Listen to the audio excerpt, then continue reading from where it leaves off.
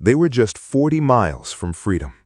After traveling 1,170 miles through mountains, rivers, and freezing wilderness, after escaping the U.S. Army again and again for more than 3 months, freedom was finally within reach. And then, it disappeared. What happened next became one of the most extraordinary stories in American history. A story so remarkable that even the generals hunting them admitted they had never seen anything like it. This is the story of Chief Joseph, the man who never wanted war, the man who became one of the greatest Native American leaders in history, and the man whose final words would echo across generations. This is the story of the Nez Perce Nation. Long before European settlers arrived, the Nez Perce people lived across what is now Idaho, Oregon, and Washington. They called themselves the Ni-mi-pu, meaning simply the people.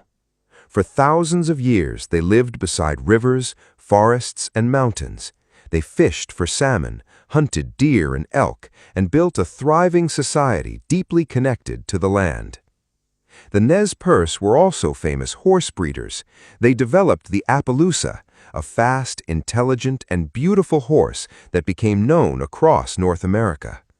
Their culture was built on respect for nature, family, and community.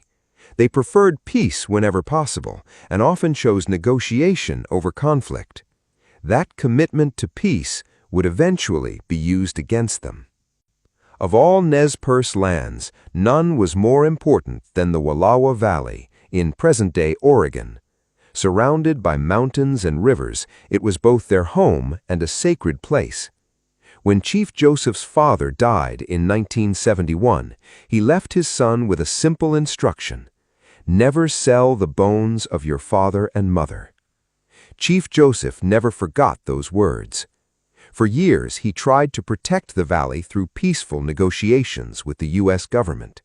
He attended meetings, signed agreements, and believed that fairness would prevail.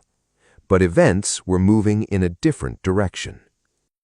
In 1863, the U.S. government created a new treaty that reduced Nez Perce territory by nearly 90%. Chief Joseph's band never agreed to it. They called it the Thief Treaty because it took their land without their consent. For years, Chief Joseph resisted peacefully. Then, in 1877, the government issued an ultimatum. The Nez Perce had 30 days to leave their homeland and move to a reservation in Idaho. Chief Joseph knew his people could not defeat the U.S. Army.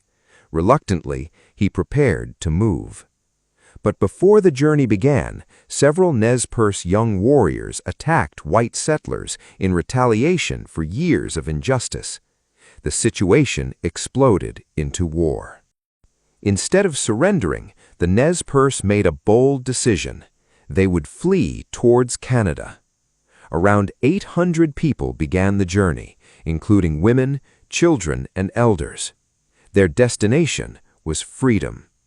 What followed became one of the most remarkable retreats in military history. The Nez Perce crossed mountains, rivers, and some of the most difficult terrain in North America. Again and again, the U.S. Army tried to stop them. At Whitebird Canyon, a small group of Nez Perce warriors defeated a larger force of U.S. soldiers. At Clearwater, they fought their way through overwhelming opposition. At Big Hole, despite suffering terrible losses, they managed to save much of their people and continue the journey. Military leaders were astonished. 4 separate army columns pursued them across the West, yet the Nez Perce continued moving. For more than 3 months, they escaped, outmaneuvered, and repeatedly fought off one of the most powerful armies in the world. Newspapers across America followed their journey. Many people found themselves cheering for the Nez Perce.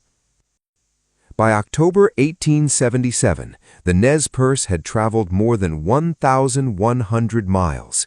Canada was only 40 miles away. Freedom was within reach. Exhausted and desperate for rest, they stopped in Montana's Bear Paw Mountains. it would prove to be a fatal decision. On October 1st, General Nelson Miles arrived with soldiers and artillery. The Nez Perce were surrounded. For 5 days they fought in freezing conditions. Food was scarce, many were wounded. Children suffered in the bitter cold. A small number managed to escape and reach Canada, but Chief Joseph refused to abandon the sick, the elderly, and the children who could not flee. On October 5, 1877, he finally agreed to surrender. He rode out to meet General Miles. Then he delivered one of the most famous speeches in American history. "I am tired of fighting. Our chiefs are killed. It is cold and we have no blankets. The little children are freezing to death. I want to have time to look for my children. Maybe I shall find them in the dead. My heart is sick and sad. From where the sun now stands, I will fight no more forever." The battlefield fell silent. Even hardened soldiers were deeply moved by his words. Chief Joseph surrendered after being promised that his people would be allowed to return home. The promise was broken. Instead, the Nez Perce were sent far away to Kansas and later Oklahoma. Many died from disease and harsh conditions. Chief Joseph spent his rest of his life fighting for justice through speeches and diplomacy. He traveled to Washington, met government officials, and repeatedly asked to return to the Wallowa Valley. He never received permission. In 1904, Chief Joseph died on the Colville Reservation in Washington. According to his doctor, he died of a broken heart. Yet the story did not end there. Today, the Nez Perce Nation still survives. Their language is being revived. Their traditions continue. Their history is remembered. And the Wallowa Valley remains sacred to their people. More than 100 years later, they still remember the homeland they were forced to leave. Chief Joseph said he would fight no more forever, but his people never stopped fighting for their culture, identity, and future. Their story remains one of the most inspiring chapters in Native American history. If this story moved you, share this video so more people can learn about the Nez Perce Nation.